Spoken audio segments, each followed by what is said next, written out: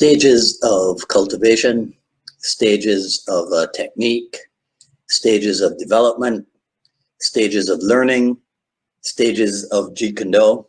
Are these all just variation? Are these all different, or are they just variations on a theme? We'll do a deep dive today on this topic, muy interesante, and see what we can come back up to the surface with. Let me check and make sure that we are actually live on Facebook, because I just had a ridiculous response. Okay, all right, so Matthew Robbins is here and Terry Valor. Okay, so we're live then. All right, cool. Okay, so hello everyone, this is Dwight Woods, the Jeet Kune Do Rebel, and welcome to the I Love Jeet Kune Do broadcast number 133. This is the one about Jeet Kune Do's stages of cultivation. As you're logging in, please do like Matthew Robbins and Terry and say where you're logging in from. Hit the like button and feel free to continue doing so throughout the broadcast. And if you're catching the final edit video on the YouTube, please be sure to like, subscribe, and hit the notification bell over there as well. If you enjoy my work and you'd like to support the program, please visit jkdrebel.com, click on the Rebel Gear link and check out what we offer. But of course, the best thing you can do is to spread the word, share the video, and let everybody know about the I Love Jeet Kune Do broadcast.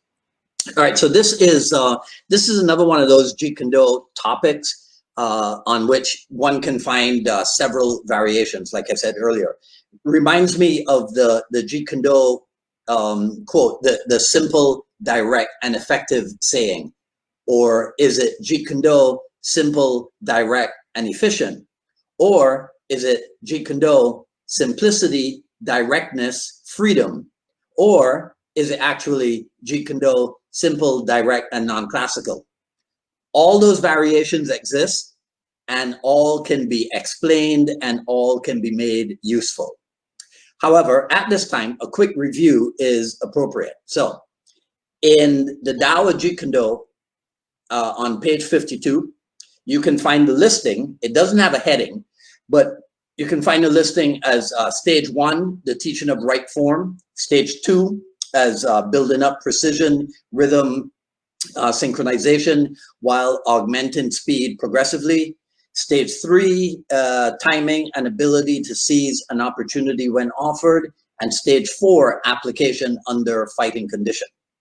In Jeet Kune Do commentaries on the martial way on pages 88 and 309, we find the heading 3 stages of a technique, and they are now listed as stage 1, synchronization of self, stage 2, synchronization with opponent, and stage 3, application under fighting condition.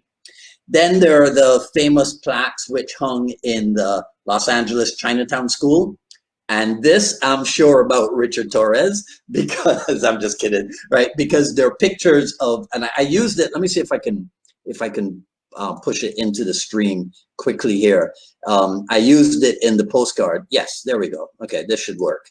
Let's see if it'll work quickly, because I'm in whatchamacallit. Yeah, okay. So there is accurate representation, right? No question as to what sign hung where and when.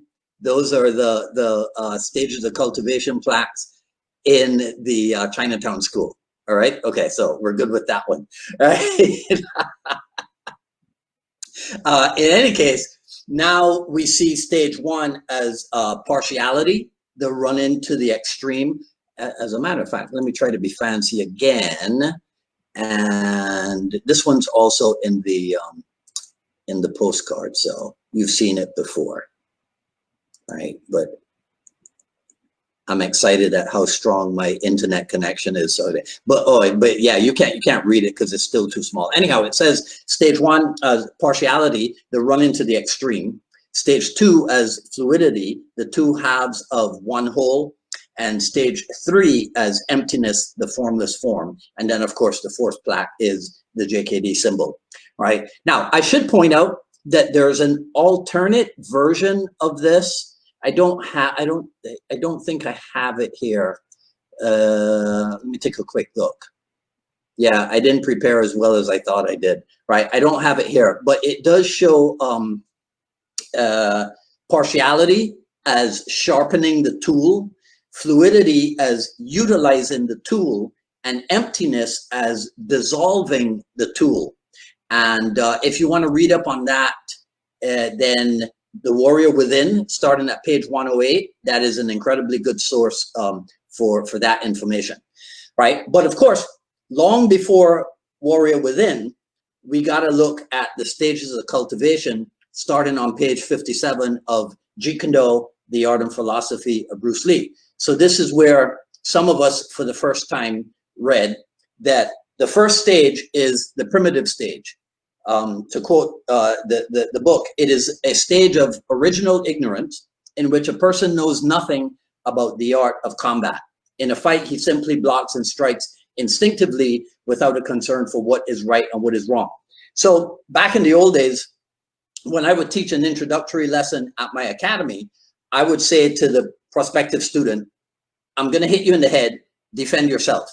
And of course, he or she would raise an arm up to defend. And I would say, notice that you didn't stop to think, you just reacted spontaneously, even though you don't know that much about self-defense. You're just being you, right? And that was to illustrate in action the idea of the primitive stage. Going back to the quote, the second stage is a stage of sophistication or mechanical stage. This begins when a person starts his training. He is taught the different ways of blocking, striking, kicking, standing, breathing, and thinking. It says here, unquestionably, he's gained the scientific knowledge of combat, but I don't want to read the whole quote. Again, in my introductory class, I would then show the prospective student the differences between the 5 methods of counter-offense, as we call it, right? To show him or her the how knowledge is acquired through practice, right? And we would most assuredly discuss the part of the second stage where Bruce Lee warns against becoming intellectually bound, as illustrated by people, for example, who want to argue about whose style or whose art or whose approach is better or even is best. The third stage is the stage of artlessness or the spontaneous stage. And this occurs when, after years of serious and hard practice, the student realizes that after all, Kung Fu is nothing special. And I always take exception when Bruce Lee talks about Jeet Kune Do or the art being nothing, you know, don't fuss over it and what have you, because I think it's very, very special. Anyhow, in any case, going back to my intro class, that's when I would invite the prospective student to just attack me, right? Nothing rehearsed or whatever. And then I'd defend whatever it is that they threw to illustrate the third stage, the difference between somebody who has not trained and somebody who has spent a lifetime training. And I'm happy to say, usually this would sell them on signing up because they'd be impressed that I could just simply come to them without knowing what was coming my way, right? Now, let me point out the obvious fact. These stages of cultivation, as I just related to you, they are related to the whole, before I learned the art, a punch was just a punch and a kick was just a kick quotation, right? After I learned the art, a punch was no longer a punch, a kick no longer a kick. Now that I understand the art, a punch is just a punch and a kick is just a kick. And of course, you are all familiar with that, correct? Right? And before someone rushes to point it out, I am aware that this is adapted from the writings of people like D.T. Suzuki. This was like back in 1926 or something, and even Alan Watts. And I think this was in the 1950s or so. So it is not Bruce Lee plagiarizing because he took it from more than one source. It is Bruce Lee doing research. Ha ha ha, Dwight, you're very funny, right? Okay, another related topic is the 3 stages of Jeet Kune Do, as shown on pages, let's see, it's page 160 of Jeet Kune Do commentaries on the martial way. And this is where Bruce Lee talks about stage 1 being sticking to the nucleus, stage 2 as liberation from the nucleus, and stage 3 as returning to the original freedom. So if you want to look up all of this stuff for yourself, okay, now I'm going to try to be fancy again and see if I can do this. Okay, let's see. I tried to set this up for it. All right, so wait, get rid of this one, get rid of this one. Okay, here we go. You ready? Okay, so Tao of Jeet Kune Do on page 52. Okay. Jeet Kune Do commentaries on the martial way, pages 88 and 309. I hope you guys are impressed with my fanciness here. The Warrior Within, page 108. And wait, this is so much fun. And The Art and Philosophy of Bruce Lee, page 57. Okay. Now, I will tell you also this: if you're thusly inclined, the Bruce Lee podcast, they touched on this, albeit in quite a different manner to the way that I would talk about it. They touched on this though in episodes 36 and number 36 and number 51. Right. So you could check that out as well. Okay. All right. So that's it for today. Feel free, share, like, comment, ask questions if you want. As a matter of fact, let me see if anybody said anything that I should comment on here. Mr. Porter, stages of actually being here on time.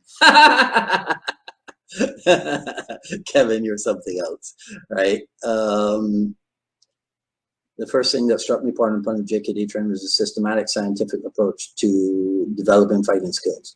Yep, right, yep. Hey, Kung Fu Genius, Alex Richter is here. Okay, all right, yes, I am very fancy, Mr. Porter, right? Okay, so sign up for notifications for when we go live here on Facebook and over on the YouTube channel. Please be sure to subscribe also to the Jeet Kune Do Dialogues, and make sure you hit the notification bell. Follow me on Twitter at Dwight Woods and on Instagram at Dwight D. Woods. I love jeetkunዶ.com. Quick Skill Series Volume 1 is available. Volume 2 will be produced before the end of 2020. Coming up on Friday, June 26th, repeat visit from Jason Corral of Greenville Academy of Martial Arts in South Carolina. That'll be Friday at 6 p.m. Today, if you can't tell already, is an Indigo Day, right? And oh, I want to show you this. So these just came literally in the mail yesterday. This is a Steve Carriage production, Bruce Lee Forever, Volume 2. And the other one, because this came up in discussion and reminded me that I ought to get it, is Gianfranco Mento's Cedro Bruce Lee, From Classical to Non-Classical. This is, I mean, everything that Steve Carriage does is boss, but this is definitely a boss book, without a doubt. Right? Okay, so I think that's it. So I'll see some of you on Friday with Jeet Kune Do Dialogues with Jason Corral. The rest of you I'll see back here next Wednesday for another issue of the I Love Jeet Kune Do broadcast. This is Dwight Woods, the Jeet Kune Do Rebel, signing off. Hope everything is straightening out where you are. You guys enjoy the rest of your day. Take care. See you soon.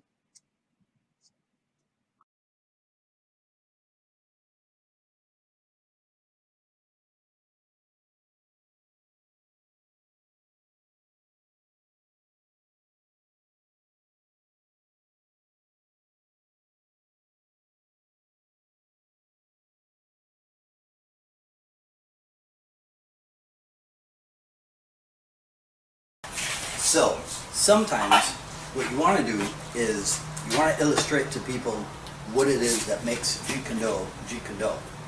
So over the years, one of the methods that I've used is to instead of using the 5 ways of attack, do the opposite, and I use the 5 ways of defense, or as we call it, the 5 ways or the 5 methods of counter offense, and that enables you to depict, especially in an introductory sequence, because this is where I would do it when there was a new student or a prospective new student coming into the academy. So we would just do this as part of their private lesson. So the idea, the first idea is you start at the bottom and you go all the way to the top. So the first method of counter offense, or the first method of defense, would be distance. So if his role in this is to smack me in the head with the big right hand, and he moves at me, and I just use the quick retreat, like the sliding step back, I'm putting distance between the two of us. So I am successful in defending myself against him because he doesn't hit me. But here's the thing.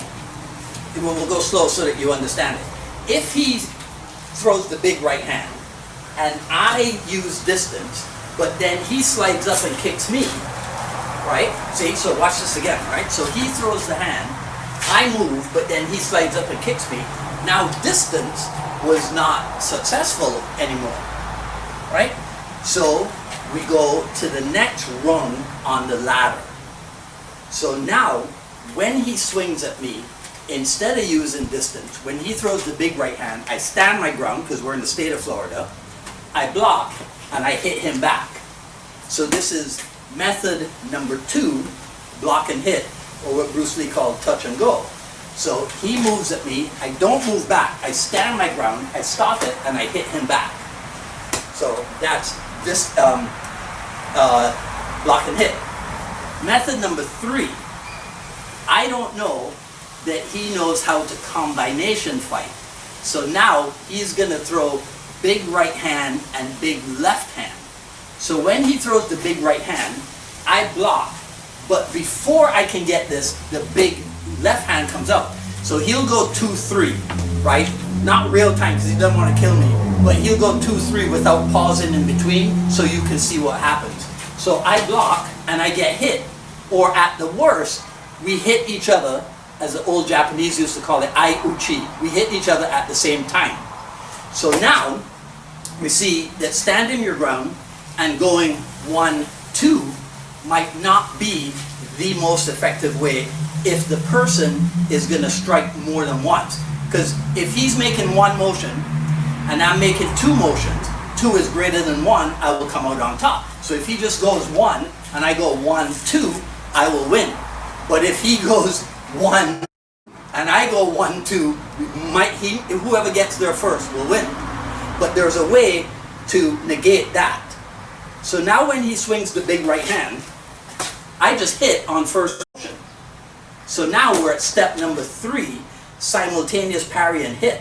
So even if he was intending to go 1-2, right? When I hit him on first motion, I might completely stop or at least interrupt or slow down his second motion. So that is the advantage of having the skill, because it's a greater skill to be able to go simultaneous than it is to be able to go 1 followed by 2. Because that's very classical. Most people are trained that way, but it's only if you get into something like Wing Chun, for example, that emphasizes the Lin Siu Dai Da, right? The simultaneous offense and defense. So we're going up the ladder of skill. The 4th method is evade and hit. So we'll do this one in slow motion so that you understand also. So he does the big swing, right? And if I move now to evade it, he can probably follow me. So what I have to do is to time and time and time and time and move at the last split second against his big swing, and now I'm able to counter. So evade and hit, if you look at what it does, it dispenses with everything else that we've done. There is no putting distance between you. There is standing your ground, but it's not standing your ground and use a limb to obstruct. It's standing your ground and then taking your body off the line of attack and then counter-attack. More timing, more skill in technique choice, right? Because when you recognize the line of attack, you also instantly have to make a choice of what method of evasion you're going to use. Because he could swing that at me, and I could just snap back and go. That would be another method of evasion. So you have to make that split-second choice. Method number 5, the ultimate, because we're going up the ladder of skill is what is the idea that gives the art its name. Jeet Kune Do, the way of the intercepting fist. So the way that I would explain this to new students is like this. So he poses the big swing, right? So I would be the one using the focus mitts. So I would pose the big swing, and then I would say to the student, so you say this to me, can you see my face? Yes. Say hit it. Bang. Right? So the idea behind it is when they wind up, so when he winds up, wham, I just move. But that is an instinct that has to be taught, because most people's instinct is to wait, block, and then go. Like in the Sand would call it the Hollywood block or the John Wayne block or what have you. That's most people's instinct. Most people's instinct is not to go towards danger, which is what is required for interception. So that's a way, if you need a way to explain to incoming students what makes Jeet Kune Do different, what makes the art of the way of the intercepting fist different, and remember it's also the way of the intercepting kick as well. If you need a way to explain to people theoretically what makes Jeet Kune Do different, then hopefully this is a way that you could use.